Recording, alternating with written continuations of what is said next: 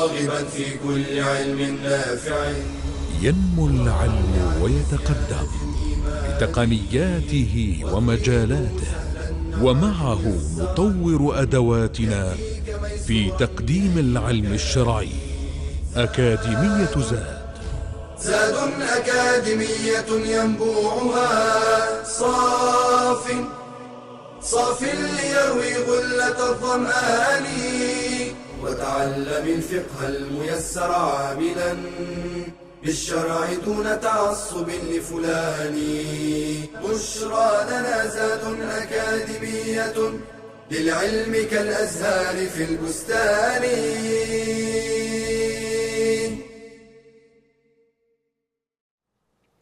بسم الله الرحمن الرحيم. الحمد لله والصلاة والسلام على رسول الله وآله وصحبه ومن اهتدى بهداه. أما بعد. Utensils or al-aniyah. It is a chapter found in the books of Fiqh or jurisprudence. And it's found after mentioning the types of waters, pure and impure.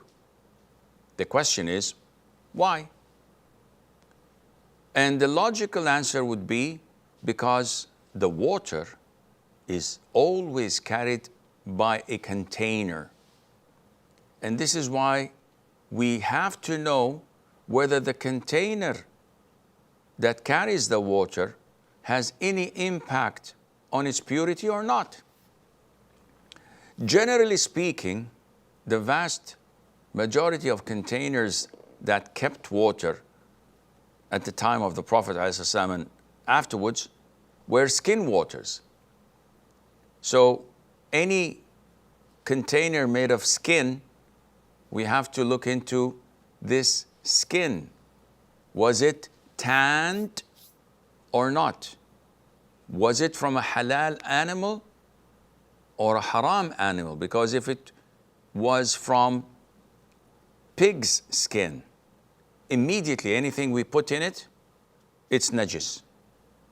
Dog's skin, lion's skin, haram animals, we cannot use their skin, and it's najis. What about if it were from cows, camels, and sheep? Well, we have to look into whether it was tanned or not, as it's an issue of dispute. And the most authentic opinion is, if it was slaughtered in a halal way, then the hide, I think it's called, the skin is pure, whether tanned or not. If it was a dead cow or a sheep, the skin is najis until it's tanned. Once it's tanned, it becomes pure to use. This is why scholars spent a lot of time discussing these things, and we will take this in a more lightly way, inshallah. So when we want to talk about utensils, they also mention the permissibility of using such utensils. So any type of utensils, whether made of precious stones or of metals, etc., they're permissible to use. The prohibition is only restricted to gold and silver utensils, where the Prophet ﷺ said that do not drink in golden or silver utensils and do not eat in its plates, because it is for them in this world, that is for the disbelievers, and to us on the day of judgment. And also the hadiths that warns that those who drink in silver utensils, that they will drag their guts in hellfire. May Allah protect us all. All of these indicate that it is totally prohibited to eat or drink using gold or silver utensils, whether it's spoons, forks, knives, plates, or any other type of utensils, whether this is for men or for women. They're all alike. Now, in the past, they used to weld some of their utensils with gold or silver. So what's the ruling on that? Using gold is totally prohibited, even for welding a small crack in your utensils. Using silver to close this gap is permissible due to the hadith of the Prophet ﷺ that he had a cup that broke and he welded it with some chain of silver. Now, as we are discussing the issue of purity, let's assume someone has water in a huge bucket of silver or gold, and he performs wudu of it or from it. Is his wudu considered to be valid? It's an issue of dispute. However, logically speaking, it is valid because it has nothing related to the purity of the water. The action is sinful, but using water from such gold or silver utensil is not impacting the validity of the wudu. Okay, coming back to the issue of utensils. Can we use utensils that belong to the disbelievers? And the answer is, there's no problem if it is pure and has no najasa in it. In the hadith of Jabir, may Allah be pleased with him, he says that we used to go on expeditions with the Prophet ﷺ, and as part of booty of war, we used to